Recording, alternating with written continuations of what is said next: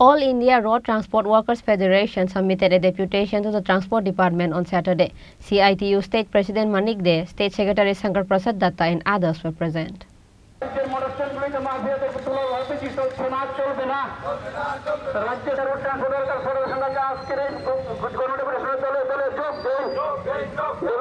On this day, the workers and supporters of All India Road Transport Workers Federation organized a procession in front of the CITU office at the fairgrounds. The procession circumambulated various streets of the capital and ended in front of the office of the Department of Transport. From there, a delegation went to the Transport Commissioner office and gave a deputation to the Commissioner. Workers Federation এটা আজকে দেশের সর্বভারতীয় কর্মসূচি। গোটা ভারতবর্ষে 10 কোটির উপর পরিবহন শ্রমিক আছে যাদের জীবিকা বিপন্ন, মজুরি কমে গেছে, পুলিশের নির্যাতনের শিকার। একটা বিরাট সংখ্যক শ্রমিকরা আজকে জেলখানায় পড়ে আছেন। গাড়ির মালিক এবং কালোবাজারিরা মাল লোড করে দেয়, রাস্তায় গিয়ে ধরা পড়ে, তারা সেখানে গিয়ে গ্রেপ্তার হয়, তারা জেলখানায় পৌঁছে তাদের খবর রাখে না এবং তাদের মজুরি যেটা সেটা জাতীয় স্তরে এখন পর্যন্ত নির্ধারণ হয়নি। আর আমাদের রাজ্য পাল্লা দিয়ে চলছে একটা অরাজকতা। এখানে সবচেয়ে বড় কর্মক্ষেত্র ছিল পরিবহন, 3 লক্ষ মতো শ্রমিক এখানে কাজ করতেন। আজকে পরিস্থিতি এমন জায়গায় চলে গেছে সেখানে 3 লক্ষ শ্রমিকের কাজ তো নেই। অনেকেই আমাদের ধারণা 60 থেকে 70 হাজার শ্রমিক বেকার হয়ে গেছে এই নতুন সরকার, বিজেপি সরকার এই রাজ্যে ক্ষমতা আসার পর। তার মূল কারণ হলো অনেক গাড়ি বসে গেছে, মানুষের আয় উপার্জন নেই, গাড়িতে উঠতে চান না। কারণ আয় উপার্জন যদি মানুষের না থাকে গাড়িতে উঠবে কেন? কারণ আগে তো চাল ডাল এগুলি কিনতে হয়, তারপরে গাড়ির ব্যাপারটা। এতে করে বাস কিছু বসে গেছে, ছোট গাড়ি বসে গেছে এবং পাল্লা দিয়ে চলছে ট্যাক্স বাড়ানো।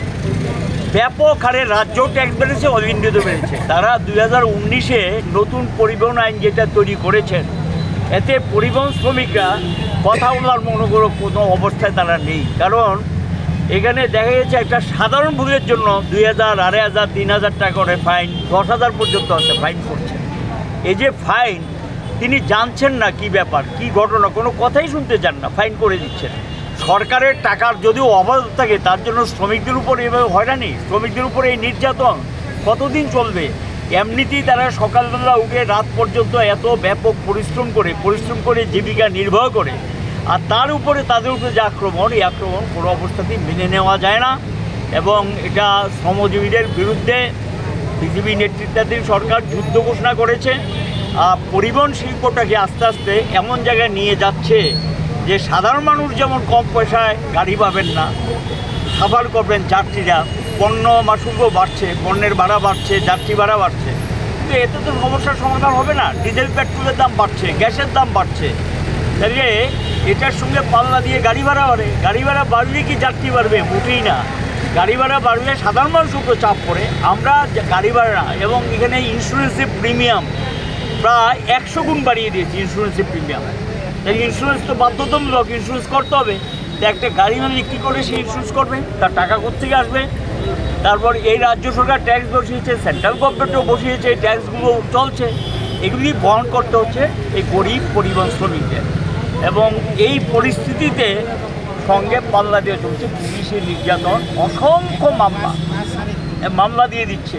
এই মামলাগুলো কোর্টে গিয়ে তাদের দাঁড়াতে হয় এবং সেখানে কোর্টে গিয়ে হাজির হতে হয়, উকিল ধরতে হয়। পয়সাটা পাবে কোত্থেকে? মালিক তো সেই দায়িত্ব নিচ্ছে না এবং সেখানে মালিকের রোজগারের জন্যই কিন্তু সে পণ্য পরিবহন করে, যাত্রী পরিবহন করে। সেক্ষেত্রে সব ক্ষেত্রে মালিকটা দায়িত্ব নিতে চায় না। এই সমস্ত সমস্যা থেকে তাদের জীবিকাটা সম্পূর্ণভাবে বিপর্যস্ত, বিপন্ন। এটাকে রক্ষা করার জন্য কথা শোনার লোক নেই। রাজ্য সরকারের কাছে বহুবার গিয়েছে, কথাবার্তা বলেছে, কোনো ব্যবস্থা তারা নিচ্ছেন না। আর এটার সঙ্গে পাল্লা দিয়ে এই যে সরকারি পরিবহন, যেটা আধা সরকারি প্রতিষ্ঠান, টিআরটিসি, আরবান ট্রান্সপোর্ট, এই জাতীয় যে সংস্থা গোটা ভারতবর্ষ উড়িয়ে দিচ্ছে, আমাদের রাজ্য প্রায় গুড বাই।